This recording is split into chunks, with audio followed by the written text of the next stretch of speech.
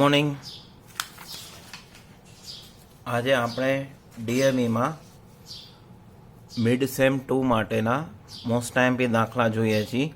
પહેલો ક્વેશ્ચન છે, a close coil helical spring is design to operate for a load range of 3 kilonewton to 3.5 kilonewton. એક બંધ coil helical spring 3 કિલોન્યુટનથી 3.5 કિલોન્યુટનની load રેન્જમાં design કરવાની છે. ડિફ્લેક્શન 8 મિલીમીટર આપેલું છે. સ્પ્રિંગ ઇન્ડેક્સ 6 છે અને સ્પ્રિંગ માટે પરમિસિબલ શિયર સ્ટ્રેસ છે 300 અને મોડ્યુલસ ઓફ રિજિડિટી G બરાબર 800 કિલો ન્યૂટન પર mm² છે. તો મિત્રો આપણે સ્પ્રિંગ વાયરનો વ્યાસ, એક્ટિવ કોઇલની સંખ્યા અને સ્પ્રિંગ સ્ટીફનેસ શોધવાની છે. તો મિત્રો જ્યારે લોડ રેન્જ આપી હોય ત્યારે મેક્સિમમ હોય, લોડને શેનાથી દર્શાવશું? કેપિટલ P થી. તો P મેક્સિમમ 3500 ન્યૂટન આપેલો છે, P મિનિમમ 3000 ન્યૂટન. સ્પ્રિંગ ઇન્ડેક્સનો સિમ્બોલ C થાય, એ 6 આપેલો છે. ડિફ્લેક્શનનો સિમ્બોલ ડેલ્ટા થાય, એ 8 mm છે. અને પરમિસિબલ શિયર સ્ટ્રેસ મોટા કૌંસમાં લખવાનું ટાઉ 300 ન્યૂટન પર mm² છે. અને મોડ્યુલસ ઓફ રિજિડિટી 80×10³ ન્યૂટન પર mm² છે. તો મિત્રો હેલિકલ સ્પ્રિંગની ડિઝાઇન કરવામાં વાયર ડાયામીટર શોધતા પહેલાં વાલ્સ ફેક્ટર શોધવો જરૂરી છે, જેનું આ સૂત્ર તમે જરૂરથી યાદ રાખજો. KS બરાબર 4C-1 4C-4 વત્તા 0.615 ડિવાઇડેડ બાય C. બરાબર. C શું છે મિત્રો? ફરીથી યાદ દેવડાવી દઉં. સ્પ્રિંગ ઇન્ડેક્સ, જે ક્વેશ્ચનમાં કેટલો આપ્યો છે? 6. તો અહીંયા મિત્રો 6 મૂકીને KSની કિંમત શોધો. બરાબર.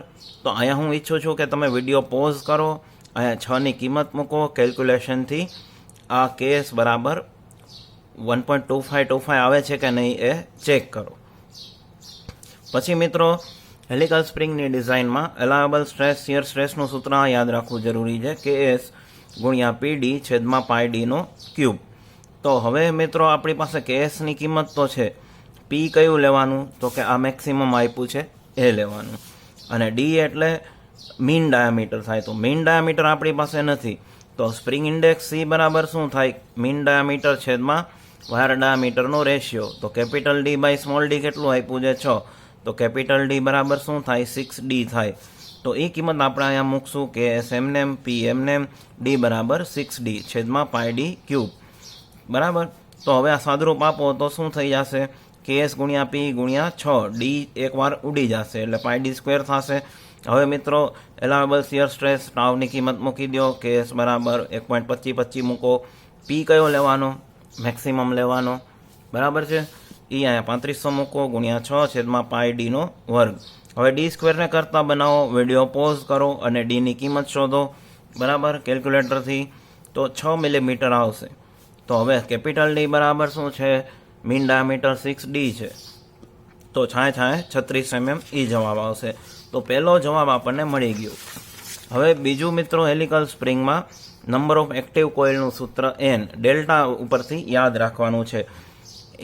N 8 × N × delta P d³/Gd⁴.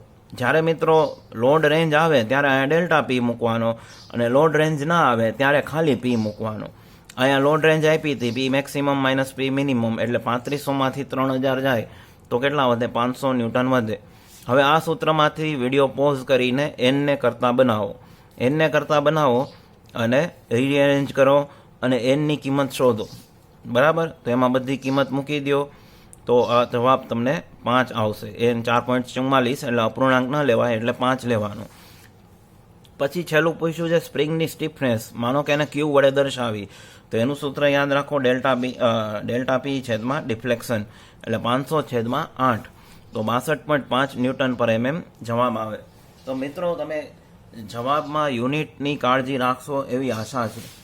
તો અહીંયા પહેલો મોસ્ટ આઈએમપી કમ્પ્લીટ થયો. હવે બીજો જોઈએ છે ફ્લેંજ કપલિંગનો, કે ફ્લેંજ કપલિંગને 100 હોર્સ પાવરનું ટ્રાન્સમિશન 100 RPM કરવાનું છે. તો એમાં આપણને પૂછ્યું છે શાફ્ટનો ડાયામીટર અને બોલ્ટનો ડાયામીટર શોધવાનો. અને શાફ્ટ માટે શિયર સ્ટ્રેસ 65 મેગાપાસ્કલ આપ્યો છે અને બોલ્ટ મટીરિયલ માટે 30 મેગાપાસ્કલ શિયર સ્ટ્રેસ આપેલો છે. તો હવે આપણે એ દાખલો જોઈએ. બરાબર. ફ્લેંજ કપલિંગનો. તો આને લખાય આવી રીતે, HP બરાબર 100 HP અથવા HP બરાબર 100 લખી શકો. કેપિટલ N RPMનું સિમ્બોલ છે જે 100 આપેલા છે. અને શાફ્ટ ને બોલ્ટ માટે અલગ અલગ એલાવેબલ શિયર સ્ટ્રેસ હોય તો આ રીતે લખવાનું. એલાવેબલ ટાઉ શાફ્ટ માટે 65 ન્યૂટન પર mm સ્ક્વેર અને બોલ્ટ માટે 30 ન્યૂટન પર mm સ્ક્વેર. હવે મિત્રો હોર્સ પાવરનું આ સૂત્ર તમારે ટોર્કનું યાદ રાખવું પડશે. mt બરાબર hp ગુણ્યા 10⁶ ગુણ્યા 45/2πn. આ જવાબ મિત્રો યાદ રાખજો. ટોર્ક મળશે ન્યૂટન મિલીમીટરમાં. તો hp કેટલા આપ્યા છે? 100 મૂકી દો. 10⁶ 45 અને rpm 100 છે તો 100 કેન્સલ. બરાબર. પછી આ પ્રમાણે જવાબ આવશે 7161972.439 ન્યૂટન મિલીમીટર. હવે મિત્રો શાફ્ટની ડિઝાઇનનું આ સૂત્ર તો યાદ હશે જે એસએમમાં આવતું π/16 d³ ઇન્ટુ શિયર સ્ટ્રેસ. તો આમાંથી કરતા કોને બનાવો? d³ ને. હવે વિડીયો પોઝ કરી દો અને બધી કિંમત મૂકો અને ક્યુબ રૂટ કાઢો એટલે 82.39 છે એ જવાબ આવશે. એને તમે 84 મિલીમીટર લઈ શકશો. તો પહેલો આન્સર આપણને મળી ગયો છે. હવે બીજો છે બોલ્ટનો ડાયામીટર. તો એના માટે મિત્રો આપણે પીચ સર્કલ ડાયામીટર ડીપી જોશે. તો ડીપી બરાબર શું થાય? 3d. ડી એટલે શું? જે શાફ્ટનો ડાયામીટર જે હમણાં જ 84 આવ્યો હતો એટલે 3 × 84 કરશો એટલે 252 મિલીમીટર મળશે. હવે નંબર ઓફ બોલ્ટનું સૂત્ર n આ તમારે યાદ રાખવું પડશે 0.02d + 3a. તો અહીંયા 84 મૂકો d બરાબર એટલે સાદરૂપ આપશો તો 4.68 મળશે. એને તમે 5 લઈ શકો છો એટલે નંબર ઓફ બોલ્ટ 5 થયા. હવે બોલ્ટના ફેલિયરનું સૂત્ર આ તમારે યાદ રાખવું પડશે. mt બરાબર n π/4 db² જે બોલ્ટનો ડાયામીટર છે અને ટાઉ બોલ્ટ ગુણ્યા dp/2. તો db² ને કરતા બનાવો. બરાબર. અને એમાં બધી કિંમત મૂકો અને સ્ક્વેર રૂટ કાઢો એટલે અહીં વિડીયો પોઝ કરી દો અને કેલ્ક્યુલેશન કરો એટલે જવાબ આવશે 21.96. એને 22 મિલીમીટર લઈ લેશો. તો મિત્રો આને સાઇઝમાં લખવું હોય તો કેમ લખાય? M22 લખાય. 22 શું છે? બોલ્ટનો મેજર ડાયામીટર. તો આ એક દાખલો મોસ્ટ આઈએમપી જોયો. હવે ત્રીજો જોઈએ પ્રેશર વેસલમાંથી કે એમાં કાસ્ટ આયર્ન પાઇપ છે જેનો ઇનસાઇડ ડાયામીટર કેટલો આપ્યો છે? 200 mm અને થિકનેસ કેટલી આપી છે? 3 મિલીમીટર અને ઇન્ટરનલ વોટરનું પ્રેશર આપ્યું છે 1.2 ન્યૂટન પર mm સ્ક્વેર. તો આપણને હૂપ સ્ટ્રેસ, લોન્જિટ્યુડનલ સ્ટ્રેસ અને મેક્સિમમ શિયર સ્ટ્રેસ પૂછેલા છે. તો બહુ જ ઇઝી દાખલો છે મિત્રો પ્રેશર વેસલનો. બરાબર. જેમાં જુઓ જોઈએ ડાયામીટર અંદરનો કેટલો આપ્યો છે? 200 mm, પ્રેશર 1.2 ન્યૂટન પર mm સ્ક્વેર અને થિકનેસ 3 mm છે. તો હૂપ સ્ટ્રેસનું સૂત્ર તો સહેલું છે PD/2T છે પણ એમાં એફિશિયન્સી તમારે ધારવી પડે. એફિશિયન્સી લોન્જિટ્યુડનલની અને હૂપ સ્ટ્રેસની એ 80% ધારો. તો હૂપ સ્ટ્રેસનું સૂત્ર PD/2T અને એફિશિયન્સીથી ભગાવો. બરાબર. આ જરૂરી છે કારણ કે તમારા ફાઇનલ પેપરે આ રીતે જ ચેક થશે. બરાબર. ઘણાને એમ થાય કે PD/2T લઈ તો મારો જવાબ હાલે પણ નહીં ચાલે. એટલે આમાં PD/2T. હવે વિડીયો પોઝ કરી દો, આમાં કિંમત મૂકો અને ચેક કરો. 50 જવાબ આવે છે ન્યૂટન પર mm સ્ક્વેર. એવી જ રીતે લોન્જિટ્યુડનલ સ્ટ્રેસનું સૂત્ર શું છે? PD/4T. પણ એમાં લોન્જિટ્યુડનલની એફિશિયન્સી સી ડિવાઈડ કરો. એફિશિયન્સી કેટલી લેશો? 80% છે એટલે 0.8. તો હવે આમાં PD/4T કિંમત મૂકો અને જવાબ 25 આવે છે કે નહીં શોધો. અને ત્રીજું પૂછ્યું છે મેક્સિમમ શિયર સ્ટ્રેસ. તો ટાઉ મેક્સિમમનું સૂત્ર શું થાય? મોટામાંથી નાનું બાદ એટલે હૂપ સ્ટ્રેસમાંથી લોન્જિટ્યુડનલ સ્ટ્રેસ બાદ થાય /2 એટલે 50માંથી 25 જાય /2 એટલે 12.5 ન્યૂટન પર mm સ્ક્વેર જવાબ આવે. બરાબર. તો આ બહુ જ ઇઝી દાખલો છે. હવે એવી જ રીતે પ્રેશર વેસલનો બીજો દાખલો જોઈએ. એ હાઇડ્રોલિક પ્રેસમાં જેમાં અંદરનો ડાયામીટર 520 mm આપ્યો છે અને થિકનેસ 110 mm છે. તો આપણે અંદરનું પ્રેશર લામીસના ઇક્વેશનનો ઉપયોગ કરીને ગોતવાનું છે અને એમાં સ્ટ્રેસ આપ્યો છે આપણને 75 મેગાપાસ્કલ.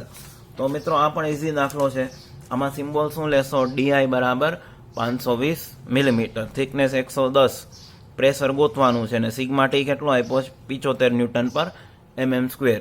તો આ મિત્રો લામીસનું ઇક્વેશન છે. T બરાબર RI સ્ક્વેર રૂટમાં સિગ્મા ટી પ્લસ પી છેદમાં સિગ્મા ટી માઇનસ પી આખામાંથી -1 અને મોટો કાઉન્સ પૂરો. તો થિકનેસ કેટલી આપી છે? 110 અહીંયા મૂકો. RI એટલે 520નું અડધું એટલે 260 થાય. પછી સિગ્મા ટી અહીંયા મૂકવાય તો મુકાય. આ સ્ટેપ એમને એમ કેરી ફોરવર્ડ કરાય. પછી આ 110 અને એના છેદમાં કોણ વયા જાય? 260 અને આ -1 છે એ ઓલી કાર જાય એટલે +1 એટલે આ સ્ટેપ આવે. હવે શું કરવાનું? આ મેં ઉપર મુજબ લખ્યું છે, બરાબર. હવે બે બાજુ શું કરવાનો, સ્ક્વેર કરવાનો. એટલે આ આટલાનો જવાબ 1.42 આવ્યો, એનો સ્ક્વેર કેટલો થશે 2.025, અને અહીંથી આ વર્ગમૂળ ઉડી જશે, બરાબર. હવે મિત્રો વિડીયો પોઝ કરો અને સાદરૂપ આપો. સિગ્મા ટી બરાબર 75 મૂકો, બરાબર. એટલે અહીંયા મેં જુઓ સાદરૂપ આપેલું છે, છેદનો કૌંસ આ બાજુ વયો ગયો. હવે 2.075 થી આખા કૌંસને ગુણાવી દો. પછી આ 60 પ્લસ છે એને ઓલી કોર બોલાવો તો માઇનસ થાય, આ માઇનસ છે એ જમણી બાજુ જાય તો પ્લસ થાય. તો આ પ્રમાણે સાદુરૂપ આવશે 1.025 સિગ્મા ટી બરાબર 3.025 પી. પી ને કરતા બનાવો તો 1.025 સિગ્મા ટી એટલે 75 છેદમાં 3.025. તો પ્રેશર કેટલું આવ્યું 25.41 ન્યૂટન પર mm સ્ક્વેર, બરાબર. હવે એક મિત્રો બેરિંગનો દાખલો જોઈ લઈ કે બોલ બેરિંગમાં શું આપ્યું છે, રેડિયલ લોડ 4 કિલો ન્યૂટનનો છે અને થર્સ લોડ છે 5 કિલો ન્યૂટનનો. ઇનર રિંગ છે એ 2600 RPM થી રોટેટ થાય છે. એવરેજ લાઈફ 15,000 કલાક આપેલી છે. તો બેઝિક ડાયનેમિક કેપેસિટી આપણને ગોતવાની છે. એક્સની કિંમત 0.56, વાયની કિંમત 1.6, કે ફેક્ટર 3 આપ્યો છે, વી ફેક્ટર 1 આપ્યો છે, સર્વિસ ફેક્ટર એસ બરાબર 1 આપેલો છે. તો હવે મિત્રો જુઓ એફઆર ને શું કહેવાય, રેડિયલ લોડ જે 4000 ન્યૂટન આપ્યો છે. થર્સ લોડ એટલે કે એક્સિયલ લોડ જેને શું કહેવાય FA એ 5000 આપ્યો છે. એન બરાબર ઇનર રિંગના RPM જે 2600 આપ્યા છે. LH એટલે એવરેજ લાઈફ જે 15000 આપેલી છે. પછી XY કે V1 S બરાબર જે આપેલું છે આપણે લખ્યું. તો હવે મિત્રો બોલ બેરિંગનો દાખલો સોલ્વ કરો તો સૌથી પહેલા ઇક્વિવેલન્ટ ડાયનેમિક લોડનું આ સૂત્ર યાદ રાખો, P બરાબર S કૌંસમાં XVFR પ્લસ YFA. હવે એમાં આપેલા બધા પદોની કિંમત મૂકો એટલે P બરાબર 10,240 ન્યૂટન મળશે. પછી લાઈફ કેમ મળે મિલિયન ઓફ રિવોલ્યુશનમાં, તો કે LH એટલે અવર્સમાં લાઈફ, N ગુણ્યા 60 છેદમાં 10⁶, એટલે LH બરાબર 15,000 આપ્યા છે ગુણ્યા 26 ગુણ્યા 60 છેદમાં 10⁶, એટલે 2340 મિલિયન રિવોલ્યુશન મળશે. તો હવે બેઝિક ડાયનેમિક કેપેસિટીને C વડે દર્શાવાય. જુઓ તો આ સૂત્ર યાદ રાખો, C/P બરાબર L/L10⁻⁰ તો C ને કરતા બનાવો તો P અંશમાં વયો જાય, L/L10⁻⁰ તો P બરાબર શું મૂકશું 10,240. L/L10 બરાબરમાં L10 1 જ લેવાનું અને L 2340 આગળ આવ્યા 1/3 એટલે 13,5,9,47.714 ન્યૂટન જવાબ આવશે. Okay, thank you very much to all of you.